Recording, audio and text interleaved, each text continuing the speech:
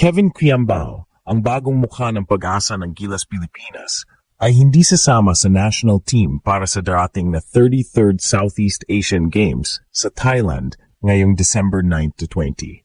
Ayon sa mga sources na malapit sa sitwasyon, mismong si Quiambao na raw ang nag-inform sa Philippine Sports Commission tungkol sa kanyang desisyon. Ang mas nakakagulat dito, cleared na siya ng kanyang KBL club na Goyang Sono para maglaro hindi lang sa FIBA World Cup 2027 Asian Qualifiers laban sa Guam, kundi pati sana sa SEA Games. Pero heto, pinili niyang umatras. Ang dahilan? Simple pero mabigat. Kailangan niya ng maikling pahinga pagkatapos ng World Cup window bago sumabak muli sa matinding schedule ng KBL season. Para kay KQ, importante raw ang recovery at mental reset, lalo na't sunod-sunod ang laban na dala ng international at professional commitments. Ngayon malaking tanong ang bumabalot. Paano makakaapekto ang pagkawala ni Kevin sa kampanya ng Gilas sa SEA Games? Muli na namang mahihiwalay ang landas ng kanyang personal na career at ng pambansang koponan at dito nagsisimula ang init ng diskusyon. Ano sa tingin nyo, Kagulat World? Tama ba ang desisyon ni Kevin na unahin ang pahinga kaysa SEA Games o dapat bang inuna niya ang bandila? Kung dati ay inaasahan na marami na magiging sandigan ng Gilas Pilipinas, si Kevin Quiambao sa darating na 33rd Southeast Asian Games sa Thailand, ngayon ay malaking palaisipan kung bakit siya biglang umatras. Maraming Pinoy fans ang nagulat nang lumabas ang balitang ito, lalo na't kilala si Quiambao bilang isa sa mga pinakakomitido at promising na batang star ng bansa. Batay sa mga kumpirmadong ulat, mismong si Quiambao na raw ang nag-abiso sa Philippine Sports Commission tungkol sa kanyang desisyon. Hindi rin ito simpleng sitwasyon dahil ang kanyang club team sa Korea, Goyang Sono, ay pumayag naman na maglaro siya para sa Gilas sa dalawang mahalagang torneo. Una, sa FIBA World Cup 2027 Asian Qualifiers laban sa Guam ngayong November window at pangalawa sa SEA Games nitong December. Kung tutuusin, wala nang sagabal mula sa kanyang club, ibig sabihin personal choice na mismo ni Kevin ang pag-atras. Sa panig ng kampo ni Quiambao, malinaw raw ang dahilan. Gusto niya magkaroon ng pahinga pagkatapos ng mabigat na window ng FIBA bago muling sumabak sa KBL season. Kung iisipin, hindi biro ang schedule, mula sa intense na laban para sa bansa, diretso agad sa grind ng Pro League sa Korea. Ang katawan at isip ng isang atleta ay may hangganan at para kay Kevin, mas mabuting pumili ng strategic rest kaysa pilitin ang sarili. Pero para sa maraming fans, mahirap lunukin ang katotohanang hindi makakasama si KQ sa SEA Games. Sanay ang mga Pinoy na makitang full force ang Gilas sa regional meet, lalo na't malaking karangalan ang dala ng gold medal. Kaya't nagsimula na agad ang usapan, self-preservation ba ito para sa kanyang career o kakulangan sa commitment sa bandila? Dito na nagsisimula ang drama, Kagulat World. Ang tanong, susuportahan ba natin ang kanyang choice o magtatampo tayo dahil iniwan niyang muli ang Gilas sa gitnang laban?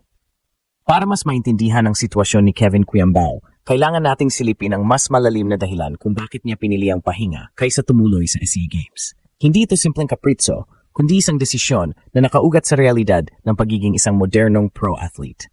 Unang punto, ang physical toll ng kanyang schedule. Si Quiambao ay naglalaro para sa Gilas Pilipinas at kasabay nito ay full-time na import sa Korea Basketball League, KBL, para sa Goyang Sono. Kung titignan, halos walang pahinga ang kanyang katawan mula sa training camp, international games at pro season. Bawat laro ay hindi lang basta pisikal na laban, kundi may kasamang pressure, travel fatigue at risk ng injury. Ang pagkawala ng kahit isang buwan na pahinga ay pwedeng magdulot ng mas malaking problema sa hinaharap, lalo na sa tuhod, likod at conditioning ng isang big man gaya niya. Ikalawa, ang mental strain. Hindi lang pisikal ang iniinda ng isang atleta. Sa case ni Kevin, dala niya ang pressure ng bansang naghahangad ng unang homegrown NBA player, sabay ang expectation na siya ang bagong haligi ng Gilas. Imagine mo ang bigat nun sa edad na 23-24. Sa ganitong sitwasyon, mahalaga ang psychological recovery. Kaya't ang pahinga na kanyang hihingi ay hindi lamang para sa katawan, kundi pati na rin sa utak at emosyon. Ikatlo, career management. Ang pagiging import sa KBL ay hindi biro. Malaki ang investment ng kanyang team sa kanya, mula sa training, salary, hanggang exposure. Kung mapapabayaan ang kanyang kondisyon at ma-injure, hindi lang ang kanyang professional career ang tatamaan, kundi pati reputasyon niya bilang isang reliable player. Sa basketball world, mabilis kumalat ang label kung injury-prone ang isang manlalaro, at iyon ang ayaw niyang mangyari. By choosing rest, Kevin is actually protecting his long-term career, Isang bagay na para sa kanya ay makikinabang din ang Gilas in the future. Pero heto ang conflict, ang national pride. Para sa maraming Pinoy fans, walang masihigit pa sa paglalaro para sa bayan.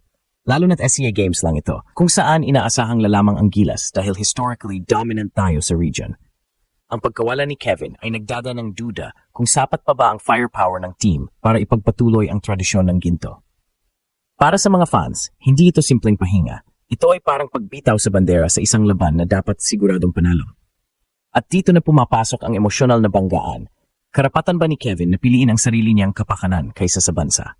May mga nagsasabing tama ang kanyang desisyon dahil ang career ng atleta ay maiksi lang at dapat alagaan. Ngunit may iba ring naniniwala na dapat handang magsakripisyo si Quiambao, lalo na't nasa kanya ngayon ang spotlight ng bagong henerasyon ng Gilas. Sa huli, malinaw na hindi ito black and white na usapan. Ito ay banggaan ng dalawang mundo, ang personal na future ni Kevin Quiambao bilang pro at ang collective pride ng Pilipinas bilang basketball nation. Ang mas nakagulat pa dito, Kagulat World, ay hindi lang pagkawala ni Kevin Quiambao ang hamon ng Gilas para sa 33rd Southeast Asian Games. Relatibong bago rin ang bubuo ng team na ilalaban ng Pilipinas, para bang Team B na binuo mula sa mga bagong mukha, kasama pa ang isang bagong coaching staff na susubok magtahi ng chemistry sa napakaikling panahon. Kung tutuusin, malaking adjustment ang gagawin ng koponan. Hindi ito ang full-force Gilas na nakikita natin sa FIBA tournaments. Karamihan sa core players ay nakafocus sa mas malalaking commitments gaya ng World Cup qualifiers at KBL-PBA seasons. Ang CA Games squad ngayon ay magiging kombinasyon ng mga batang players, ilang college standouts, at second-tier pros na bibigyan ng pagkakataon para patunayan ang kanilang sarili. Sa isang banda, exciting ito dahil fresh ang lineup. Makikita natin ang gutom ng mga baguhan na gustong mag-iwan ng marka sa international stage. Pero sa kabilang banda, mahirap ding itanggi na mabigat ang responsibilidad na iniwan ni Quiambao. Siya sana ang magiging anchor ng bagong batch na ito, isang veteranong presence na may international exposure at leadership na kailangan-kailangan ng isang batang koponan. Ngayon, ang challenge ay doble para sa bagong coach. Hindi lang niya kailangang buuin ang chemistry ng halos bagong roster, kailangan din niyang punan ang puwang na iniwan ng isang versatile star na kayang magdala ng opensa at depensa. Sa SCA Games, kung saan madalas mabilis at atletiko ang kalaban, malaking bagay ang versatility, bagay na hindi madaling palitan. Ang tanong, sapat pa ang galing, energy at disiplina ng relatively new Gilas squad na ito para ipagpatuloy ang tradisyon ng ginto kahit wala si Kevin Quiambao? O baka ito ang unang beses na masusubok ng husto ang dominance ng Pilipinas sa Southeast Asia? Kagulat World, handa na ba kayong makita kung paano tatayo ang bagong henerasyon ng Gilas sa gitna ng pinakamalaking hamon nila?